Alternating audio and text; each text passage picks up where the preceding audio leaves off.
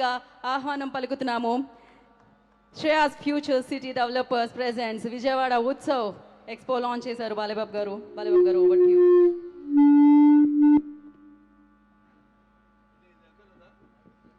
అందరికీ నమస్కారం.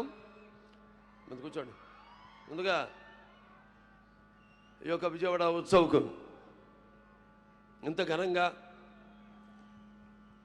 కన్నుల విందుగా ఆహ్లాదకరంగా ఈ యొక్క కార్యక్రమాన్ని ఏర్పాటు చేసిన ఈ విజయవాడ ఉత్సవ్ కమిటీ చైర్మన్ అయిన ముత్తవరపు మురళీకృష్ణ గారికి, అలాగే విజయవాడ పార్లమెంట్ శాసనసభ్యులు శివనాథ్ గారికి అలియాస్ చెన్ని గారికి, అలాగే మైలవరం శాసనసభ్యులు వసంత కృష్ణప్రసాద్ గారికి, ఇక్కడికి విచ్చేసిన అనంతకోటి, ఇదొక ఆధ్యాత్మికం అలాగే ఒక పర్యాటకం రెండు సమ్మేళితమైన ఒక మంచి ఒక సభకు ఎంత వైభవం తీసుకొచ్చిన ఆ విజయవాడ నడిబొడ్డున వెలిసిన ఇంద్రకీలాది కనకదుర్గమ్మ ఆశీస్సులతో ఈనాడు ఈ యొక్క కార్యక్రమాన్ని ఇంత ఘన విజయం చేయడానికి విచ్చేసిన తల్లి భక్తులందరూ కూడా నా హృదయపూర్వక ఆహ్వానం పలుకుతూ, దేవీ త్వం భక్తులమే సర్వకార్య విధాయిని కలోయి కార్య సిద్ధార్థముపాయ పురుయత్నత శృణుదేవి పరోక్షామి అని అధసప్త శ్లోకిలో దీంతో ప్రారంభమవుతుంది. శువాచ దేవీత్వం భక్తులమే సర్వకార్య విధాయిని కలోయి కార్య సిద్ధార్థముపాయ పురుయత్నత శృణుదేవి పరోక్షామి గుంజికా స్తోత్రమంతం మేన ప్రభావిణ జండి చాప శుభ భవేత్. అటువంటి సర్వంగళ మంగళే శివే సర్వార్థ సాధికే శరణ్య త్రయంబకే గౌరీ నారాయణి నమోస్తుతే సర్వబాధ ప్రశమనం త్రైలోక్య సైక్లేశ్వరి ఏవమేవ త్వయా కార్యమస్వద్వైరి వినాశనం. అటువంటి ఆ ఇంద్రకీలాదులు వెలిసిన ఆ దుర్గమ్మ ఆశీస్సులు అందరిపైన ఆవిడ కరుణా కటాక్ష వీక్షణాలను ప్రసరింపజేయాలని ప్రార్థిస్తూ, మరి ఈనాడు ఈ యొక్క శరన్నవరాత్రులు సందర్భంగా మొన్ననే ఈ యొక్క ఇది సాంస్కృతిక వేదిక, ఇంతకుముందు ఇది 5వ సభ ఇప్పుడు జరిగేది. అంటే ఇంతకుముందు పున్నమి ఘాట్ దగ్గర ప్రారంభించి ఈనాడు ఇక్కడ ఈ సాంస్కృతిక కార్యక్రమం అది 11 రోజులు జరుగుతుంది.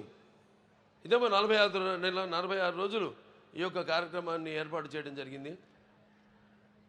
ముందుగా మరి శరన్నవరాత్రులు అనగానే ముందు మనకి ఈ యొక్క శ్రీ లలిత త్రిపుర సుందరితో మొదలయ్యి దాని తర్వాత గౌరీమాత అయితేనేమి, అలా ఈ చివరికి మహిషాసుర మర్దినితో పూర్తవుతున్న కాబోతున్న ఈ యొక్క క్షేత్రానికి ఇవాళ ప్రతి సంవత్సరం ఎంతో వేలాది మంది భక్తులు రావడం, దీక్ష పూని ఇక్కడికి రావడం, మహిషాసుర మర్దిని అయితేనేమి, గాయత్రి మాత అయితేనేమి, లేకపోతే అన్నపూర్ణమ్మ అయితేనేమి, అలాగే కాచాయిని దేవి, అలాగే మహాలక్ష్మి అయితేనేమి, ఇవాళ మరి లలిత దేవి అయితేనేమి, రేపు చండీదేవి అయితేనేమి, తర్వాత సరస్వతీదేవి, దుర్గామాత, అలాగే ఈ మహిషాసుర మర్దిని,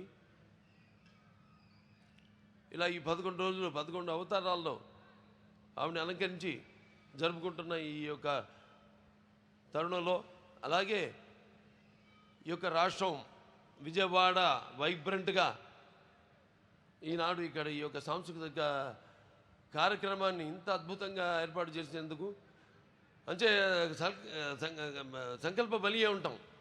మనం చేసే మంచి పనైనా ఆ ప్రకృతి అలాగా దేవుళ్ళందరూ సహకరిస్తారని ఎంత అద్భుతంగా ఈ కార్యక్రమం ఈరోజు చూస్తున్నాం మనం. ఎప్పటికప్పుడు ప్రతి వాళ్ళల్లో ఒక భయం, ఎప్పుడు ఎక్కడ వర్షం పడుతుంది, ఎక్కడ ఏ ఆటంకం కలుగుతుంది ఈ కార్యక్రమాలకని.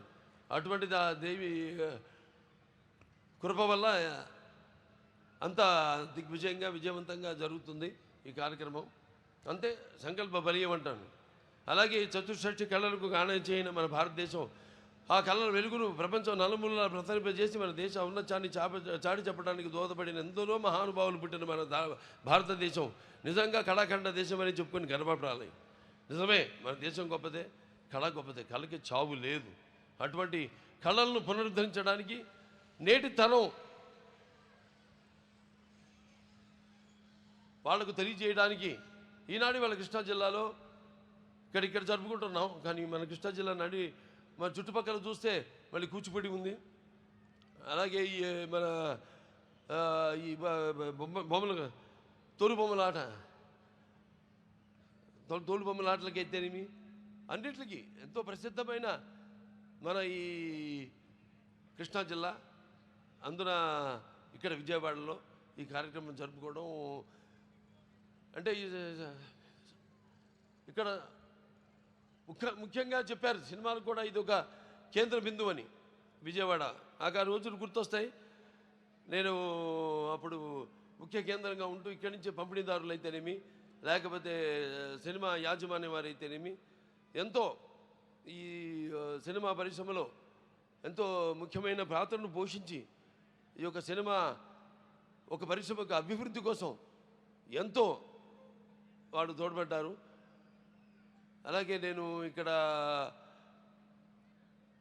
ఎన్నో ఉత్సవాల్లో అంటే దుర్గమ్మ మాత జరిగిన ప్రతి ఈ యొక్క శరన్నవరాత్రుల్లో పాల్గొనడం అయితేనేమి వీటిలో. అలాగే మానవ సేవే మాధవ సేవ అంటాం. అలా ఈ బసవతార గండోబర్గన్ cancer hospital and research institute అయితేనేమి దాని ద్వారా ఎంతోమందికి ఈ యొక్క ఎంతో ఖర్చుతో కూడుకున్న వైద్యాన్ని వాళ్ళకి అందుబాటులోకి తీసుకురావడం, అంతర్జాతీయ ప్రమాణాలతో కూడిన వైద్యాన్ని వాడికి అందజేయడం.